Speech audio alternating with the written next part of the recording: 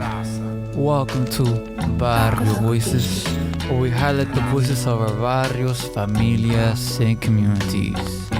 This is Velas, and I hope you're having a good one. Sit back and enjoy la plática. Órale. Now, welcome back to another great episode of Varrios Voices. I hope that y'all are having a wonderful day.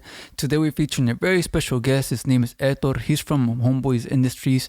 And I know that most of y'all know Homeboy Industries, and I want y'all to get this unique perspective of what it is to be part of Homeboy Industries. He goes to really stress the fact that it's really important to heal ourselves before we go on to heal our communities. And he goes to really share his own experience of what it meant to really overcome his pain, obstacles, and all those different things that were bringing him down, all those baggages, and really go to heal, and then instead be better role models and leaders that we could have within our communities, that really are giving back and allowing others to have that healing space as well. And so make sure that y'all go ahead and support Homeboys Industries with everything that they got going on, and y'all make sure that y'all allow Ether to bring some healing to your life as well. So go ahead, DJ Velas, and hit the roller. Órale. There you go. So yeah, Hector, welcome to our voice and Barrio Voices. I appreciate having you on, and especially your time and tu paciencia y todo, and everything that you're doing within the community. And just for the folks that are tuning in and getting to know who you are, do you mind describing who you are and what the role is that you have within the community? Sure. So my name is Hector Verdugo, and I grew up in Ramona Gardens housing projects in Boyle Heights in Los Angeles. My role in the community now is completely different from when probably about 20 years ago, I'll say about 20 years ago, the way I was before. And the way I was before was, I'll just start from the beginning. As a child, born into, with my twin brother, born into, a chaotic life. Mom was on heroin. Father died of a overdose a week before my brother and I were born. And so, earliest memories are my mom being with another dude and her getting her butt kicked in front of us. Violence. That violence spilled over to my brothers and I. And then, just being in the projects, all my family's from the neighborhood, from the gang. And so it just got kind of crazy as far as the layers of violence and neglect, and that neglect affects the mind seriously, where you kind of give up hope at a certain age. And then by the time I was 13, 14 years, well, about 12, 13, going into middle school, I got jumped into the Barrio, and then became a gangster through the 90s, and the homies prepped me for juvenile hall, and then eventually prepping me for prison. And so I went to both, and drug dealer. I learned a lot of street things that even like I said, the majority of the brothers and sisters that are street people weren't really catching on as far as making big money and having lawyers and staying out of prison. And so I didn't really do a lot of time. I did 2 years, but I had a lot of cases that I fought and beat. And so eventually I just said, what am I doing, man? I started to reflect on my life, and it kind of threw my hands up. I had met Father Greg. Father Greg is the founder of Homeboy Industries while I was in juvenile hall as a kid, but never thought twice about ever going to Homeboy Industries until it was about 20. I was actually about 30 years old. And then I said, I gotta just, so a friend of mine told me about Father Greg, and that's why I went to Homeboy Industries. And that's where I just major, transformation started to happen in my life. And I've been there for Homeboy Industries going on, I'm thinking hitting the 15-year mark, 14, 15 years. And came in as a client or a homeboy, and worked my way up the ranks. First, really just working on myself, and then got involved in the community I grew up in Ramona Gardens through Legacy LA. The executive director is Luca Lanche, and helped kind of create that, and then became a board member because I was already working at Homeboy, and then was pretty active in the beginning. I don't think I'm as active with Legacy anymore, even though I'm still on the board. But I am active in Ramona Gardens as far as being there, talking to the youngsters, and I mainly work with gang members, and most of the people in the neighborhood know that I'm at Homeboy Industries. So a lot of my homeboys come. Some of them, thrive, and some of them choose to go back to um, the gang life and get busted and stuff. And the beauty of Homeboys is you can always come back. Always, the doors are always open, and whenever you mess up, we'll send you to rehab, and But if you say I don't want to do this no more, then we say, well, come back when you're ready, homie, because we'll be here.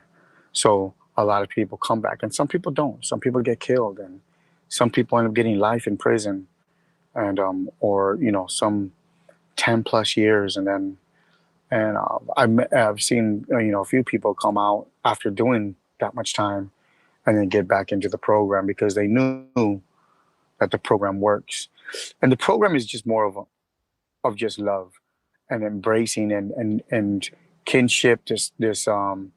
But the main ingredient is love. Main tool is to heal. If you want, is that a tool? I don't know. So and so yeah, that's where I'm at now, and that's my involvement in the community. Damn, I feel like that's a really, I think that's the best intro I ever heard. Just, for real, like that's really profound and depth, and it's raw too. Talking about who you were and where you're at now.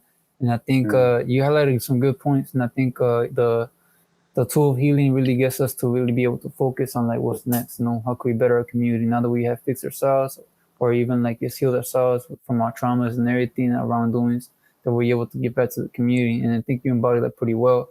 But before we go on Mm. into any other further topic, you did mention Father Greg, and I think that, I mean, to me, like I understand who he is, and but some other folks that are tuning in may not.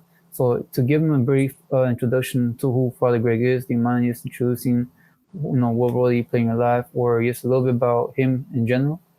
Yeah, sure, please. Um, Father Greg is such a unique individual that I met again when I was in juvenile hall, and he's a white dude, an Irish man. Grew up in Los Angeles. Grew up in, I would say, a very nice neighborhood. Um, Mom and dad and brothers and sisters, big family. I met his mom before she passed. His father had passed before I came into the picture of Homeboys, but and his brothers and sisters. And so here this family is the Boyles. I'm gonna give you the best way I could try to remember everything. Father Greg was, a cool ass kid that really that did crazy things. I heard a story of him, you know, finding a dead bird and burying it and doing a little mass for it or something when I was a kid. And then from some of the stories of him going to college and just regular kid stuff. I mean, regular young man stuff. And he found himself surrounded by Jesuits, and he says that he loved the way they wanted to laugh and loved the way they loved and had community with each other. And he says, I'll have what they're having. So he entered into that sector of Catholicism, the Jesuits, and and the Society of Jesus, and I believe that like some of the stuff that I hear about the Jesuits are. I'm not a Catholic myself, but I'm interested because I love this dude, Father Greg, and so I want to know more. What are the Jesuits? And so, like, there's a saying that I think Saint Ignatius or Loyola, something like, go amongst the world and preach the gospels, and if you have to, speak. So it's about pure action. It's about um, pure love. And Father Greg went to Bolivia. They sent him to Bolivia. The church sent him, and he just really, really poor communities. I've read stories of him going to an island off of Mexico, in the country of Mexico, but an island where they kept prisoners, and he was with the prisoners, and then he came to LA, and he asked to be in the poorest parish in Los Angeles, and so they sent him to Boyle Heights, the Dolores Mission Church, and that was in the middle of these huge projects, housing projects that had like 8 barrios inside of them. One of them was a Crip neighborhood, and all these other Chicano neighborhoods that were it was chaos. I'm from the projects, Ramona Gardens, and it's dominated by one gang. So where he was at, 8 gangs in a huge like cluster of of like about, I think it's 3 projects, housing projects, kind of together, and one of the largest housing projects west of the Mississippi at the time. They're knocked down now. Most of them are knocked down now. So and Father Greg he's a different type of dude. Like he would talk about, like, yeah, going to church, to his church, Dolores Mission, and all the Mexicanos will come in, the viejitos and the viejitas, like, just real Catholics, and he was a young dude, and he thought different, and he was, I'm sure, like listening to the shootings outside, listening to the parents, asking for prayers for their kids, their gangsters. And then he says something like, what am I supposed to do? I know what he says, I know what I'm supposed to do on Sunday, do church, but what do I do for the rest of the days? So he just said, screw this. I'm getting out of the church. I'm gonna go with the people. So he started cruising around. He had a beach cruiser, and he started like seeing the gangsters, out there, and started to get to know them. And so when he started to get to know the gangsters, and you know that he started to like love them, and start to see that obviously that these are not bad kids. They do bad stuff, but they're not bad kids. They're in like bad circumstances, and he just wanted to, how can I help? And just straight up asking him, what can I do? And you guys don't go to school. You guys sell crack. Don't you guys want to go to school? Rival gangs and stuff. So he started. So he says the kids were like, "No, man, we can't go to that school. That school, I got kicked out of fighting or whatever." So he made a school inside the church. And then, what about jobs? How can I get you to stop selling drugs? Well, we need jobs. So he tried to get the factories around the projects to give the guys jobs, but no one would hire the guys. So he said, well, let's make up jobs. So he started paying them out of his, you know, silly salary, from his own. And then the riots happened, the LA riots, and this this Hollywood producer, talked to Father Greg because they started doing stories on Father Greg, and started the media. And I remember when I was a kid, I seen the media, like I would look at the news and I seen Father Greg, and I remember he was also having problems within the church, the Catholic Church. He was getting too popular and he was getting too like radical, and so they pulled him out of the church. And I seen all these cholos in this community crying that, why are you guys pulling our priest out? And I, as a young, ignorant kid looking at these guys, I was saying, why are these dudes crying for the priest? And just not knowing.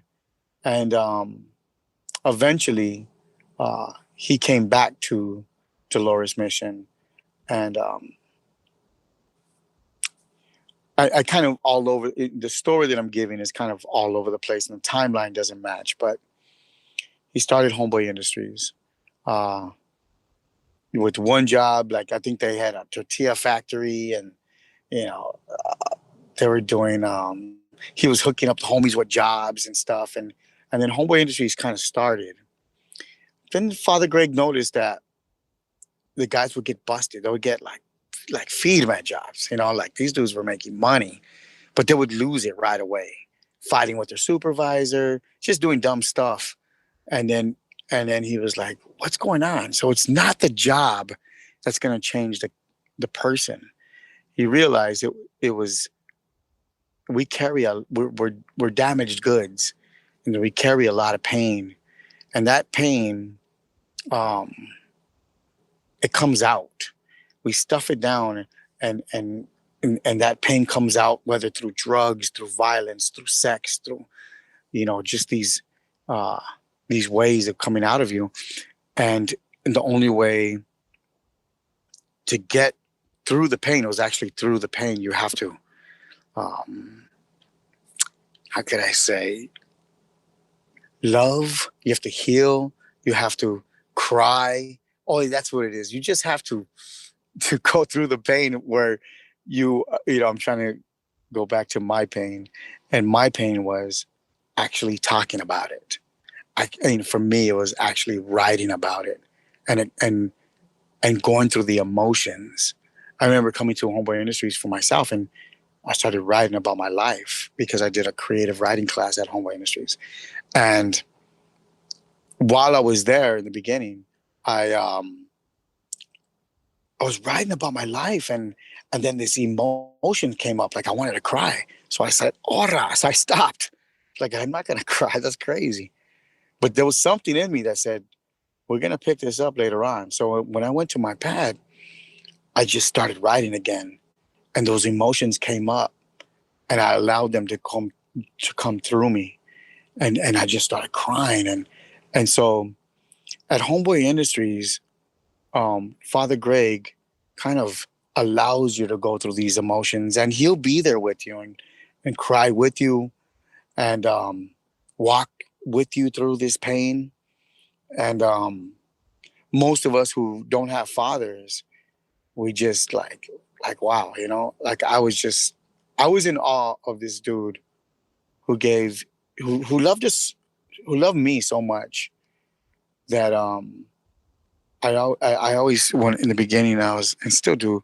I just feel like this is what it feels like to have a father, and and he loves us like gang members. Homeboy Industries is for gang members, which what embraces us the most, gang members. Outside of your gang, it's just incarceration, juvenile hall, county jail, prison, the cemetery. Um, but but Homeboy Industries is for me the first positive um place that just says come here, we got you, specifically you gang member. You're not, gang members are just boys and girls in pain, even though you're in men and women bodies, but with we take young people too. So that's Father Greg, um one of the greatest men I've ever had the privilege to know, to work with. He's my mentor, and not just me. I would say thousands of other brothers and sisters. And personally, I've never met anybody who had so much love. Never met anybody that had so much love, so much patience, such a generous person, and and then like not fake at all. You try to give him a gift or give him like something. He'll take your gift and give it to another homie. So you got to watch out with that, unless it's whiskey, dog. No, I'm just kidding. No, that's hella cool. I think again there's a unique story, right, of him as an individual. Like I never knew that you rode around on a cruiser like that, a beach Yeah. cruiser. So those stories again tells you how personable, approachable, and also how trusting he was within the community. And I Yeah. think one of the, like you said earlier, one of the key tools was the healing part, right? And I think that was really smart for for Homeboy Industries as a collective to equip everybody with that tool of healing, right? Because and then like how you share within your story, right? Once you hear yourself, once you let down those tears and you just become more cross that pain, once they overcome the obstacle, you're able to get back to your community as you are right now. And I think it's really remarkable in the way that you facilitate that through your life, right? Given the obstacles they have to face, and even now, right? There's still obstacles that we have to go through on the daily. And so, Yep. given that, it's the what are some things that you have to like to give us a little more of an insight of the healing part, right? What are some things you have to um experience in order to realize that you're meant to be a leader within the community, that you're meant to that you are a leader, más bien, what I mean, that was always within you, right? But it just took for you to dig in with for a little bit, to really understand that. Well, let me see. You know, I didn't come in to Homeboy Industries to lead or to be in any position of leadership. I just came in really just to work on myself. I knew that there was something that wasn't normal as I tried to be a normal person. I thought like, oh, all right, I'll just stop drug dealing and get out of this life, go get a job and be a regular dude. So I tried that and then I found myself like this guy with a chip on his shoulder. But when you're surrounded by men and women with chips on their shoulder, this is normal. You know, don't disrespect me or, you know, I give you a knuckle sandwich, or, we're gonna get into, some kind of violent situation, whether it be you know, weapons and all that stuff. But then when you go to a regular world and somebody talks to you like your supervisor, like, hey, he snaps his fingers and says, get over there with authority, it kind of, you snap back like, hey, don't ever talk to me. Like, what's wrong with you? You ain't pop, pop, pop. Next thing you know, you're sucking somebody up. Um, and that, like kind of, that starts to happen. Um, and you're thinking, like, what's wrong with me? People say, well, that's not normal. Maybe not in your world. It's normal in mine. And then, if you really think and reflect, and it's like, oh shit, this is not normal. I do have a temper. That's a pretty bad temper. Like, okay, this is a problem. So coming into Homeboy, and even then coming into Homeboy, you look and as an individual, you walk in and you kind of look around and you're surrounded by like dudes from different barrios and everyone's tatted up and it's a very familiar surrounding, you know what I mean? Like it's like you're in the joint or something. But and then you see there's some dudes when I went in uh like bullshitting, not really with it. And they're, just not don't have the courage, I would say, to face their pain. So as a kid who doesn't know how to read, but yet still in the classroom, what does he do? He starts making jokes and messes around and he's just like, but he's there. And I would see that with some of the guys, at Homeboy. But then I would look at some other dudes that would come in and be like, "No, man." I would see how serious they were about their own selves, about healing and taking care of themselves. So I just observe, watch the way they would act, and watch the results of their actions. And obviously, the ones that were messing around were stagnant right there, and they would get busted again, or they would find themselves in situations where I didn't want to find myself in a situation like that. Hell no. But the other guys, I would watch them and I would watch them like get blessed and stuff. And I've always been, I've always believed in God. I've always prayed to Jesus. I was never holy though. You know what I mean? Like, we, oh God, get me out of this one. That type of deal. But going to Homeboy was like, hey God, seriously, I need you on this one. Help me in my life. And then little things started to happen to me going to Homeboys.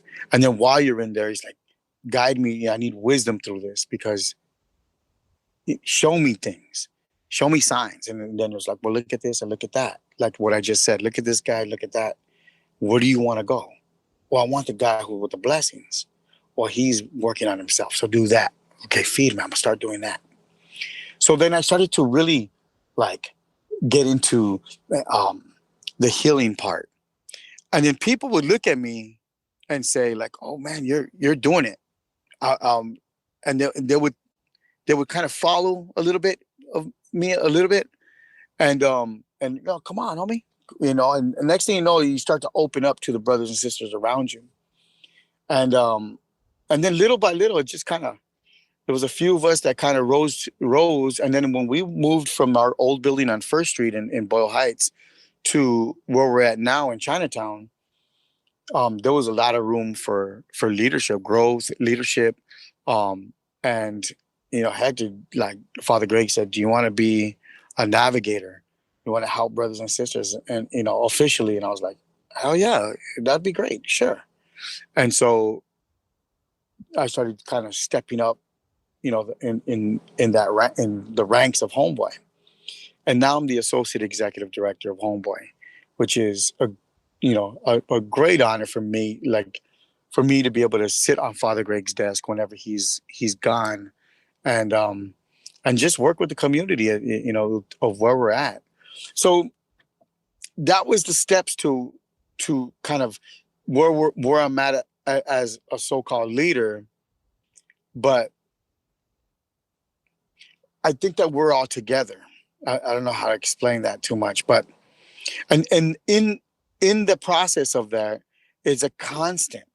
I'm talking constant to this day of learning about myself, of learning patience, humility, uh, you know, prayers in the morning, coming to Homeboy, learning how to balance my life, and that's a constant battle, and a lot of therapy, a lot of tears, and a whole lot of laughter, a whole lot of love, a whole lot of family building with my brothers and sisters at Homeboy. I love the people there. They're my family, and I couldn't see my life without them. And it's just community, true community at Homeboy Industries. Does that explain anything? Oh man, this means a lot, I gotta say.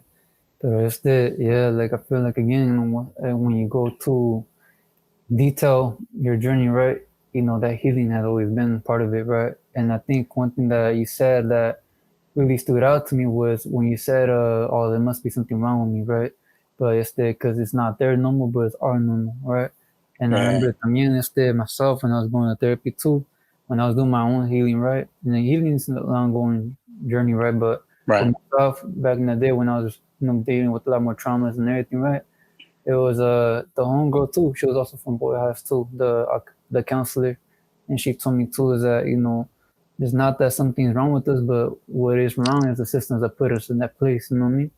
And so I'm glad that there's systems that are it's the countering that, right? That there's yeah, organizations that are countering that, and it's the normalizing our traumas, or not normalizing them, but it's the what's the word, validating, validating our own experiences, providing space for us to build community, and like you said, even like show love to one another, right? Where it's there for especially like us, where love was not a common word or act of or an action, right? And so I'm glad that there's something like Homeboys Industries proving that, and building that and being the model for it. And for me, it's like again, my last questions would be, like when it comes down to like your role right now, given that you have some good experience, right, being there and kind of like seeing what tools work, what tools doesn't. You know, for other organizations, for other individuals that want to give back to the communities to heal themselves and heal their communities. You know, what are some ways or what are some things that you would advise them? If I heard the question right, how words of advice for brothers and sisters who want to heal their own communities. Is that correct? Mm-hmm. Correct. Cool. Let me see. My advice would be, it's easy to say a lot of stuff, say things, oh, you should, or, you know, you know, you can do it. And I don't know, like all that, all the words are, they're how, I know words are powerful and all, but action is definitely more powerful. Holding somebody's hand through the process of anything, man, getting your GED, um, getting into community college and beyond. Um, walking with somebody through the process of getting their ID at the DMV, getting their lives together, being being there for a brother and sister who really just wants to talk, man, and in a safe place. There's a lot of, we have actual therapists at Homeboy Industries with their little therapy rooms, but if you come around Homeboy, you'll see a lot of just walking around. If you're not familiar with it, and I've heard this before, is like, all you guys do is walk around, a bunch of cholos all around a building.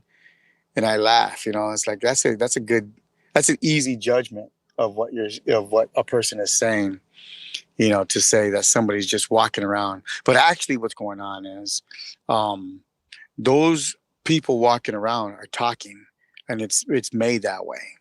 And the navigator is a former gang member who came through Homeboy Industries, graduated the program, was handpicked to stay so they can walk with brothers and sisters and create the conversations and create the relationship, so we can be able to express ourselves and the confidence to pull out the shit that needs to get out. So um in this type of model, if you will, should be, not should be, but can help, community members to help the community.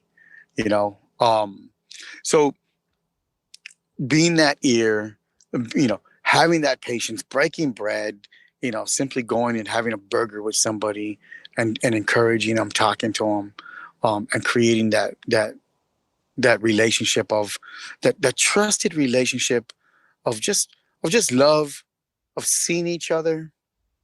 Um, I think Father Gray would call that kinship, radical kinship, radical kinship. When I think of that, I think of, because there's a the more traumatic experiences that a person has.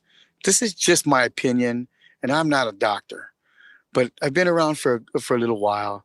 I've noticed, first with my family and then in the community of homeboys, the more traumatic stuff a person has been through, the the the obviously the harder. Well, maybe it's not obvious, but the harder that they are, and the thicker the walls around their heart. So it takes a while to penetrate those walls, to say, and in that trying to penetrate those walls is, that person will curse at you, will do things to piss you off and to see if you're fake or not. And radical kinship is that that love to say, I don't care what you do to me, I'm gonna love you anyway. And eventually, those walls crumble. And it takes a lot for a lot of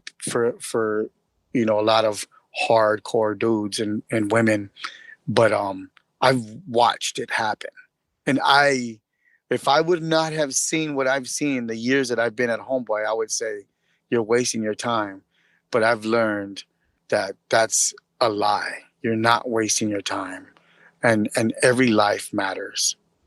And and I think that's what it takes to help heal the community. And not, I don't think that everybody could do that. I think that you know, I don't know, man. I think, well, maybe they could. I don't know, man. But it takes a lot. It takes a lot for me to learn patience and love, and that's where I have to be open and for the spirit to guide me, and that I ask for guidance and that I'm open for the guidance. And Father Greg would say that thick-headed homie can be your best teacher. I believe that too. Every word you say, man, is like making me reflect. It really does. I feel like used to initiate some of my reflections, or used to share some of those reflections. You saying about how like the hardest shell, right? The person with the hardest shell could be your greatest teacher. It makes me reflect on the times that I was volunteering at the juvenile hall, right? And some of those folks there were testing my patience. I was there with love, trying to do something for them. And so like now you're making me reflect on those moments and those scenarios and the things that they taught me, that the ways that I could even done better, right?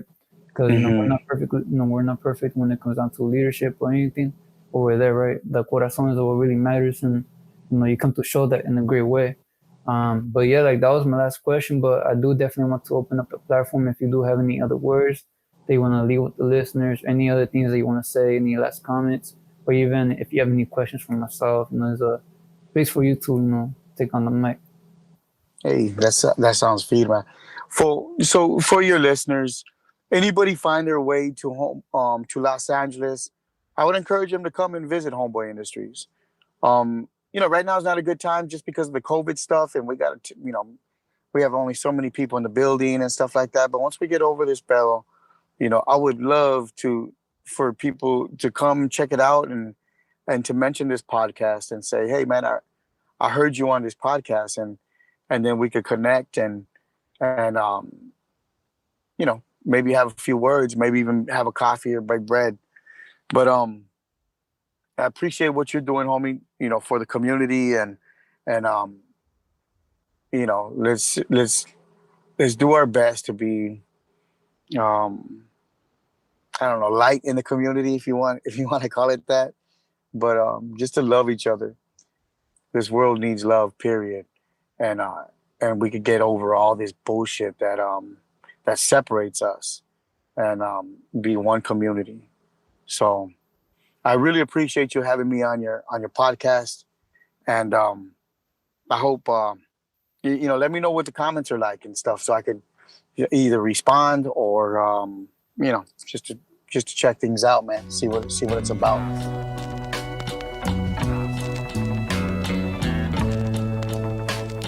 And there you have it, mi gente. And like Hector said, if you all go to LA anytime, make sure that y'all go stop by at Homeboys Industries. There's always welcoming, they're always showing love. And talking about showing love, make sure that y'all hit the 5 stars, like button, subscribe. Make sure that you share this episode with others so everybody else could hear the voices of our own Varrios, you know what I mean? And besides that, if you want to continue supporting, make sure that y'all go to patreon.com/VarrioVoices and get early access to episodes that are going to be out there, you know what I mean? And so with all that, I want to say muchas gracias. Y'all been in tune to Barrio Voices, where we highlight the voices of our barrios, familias, and communities. This is Velas, and to you all, much love, cuídense. Órale.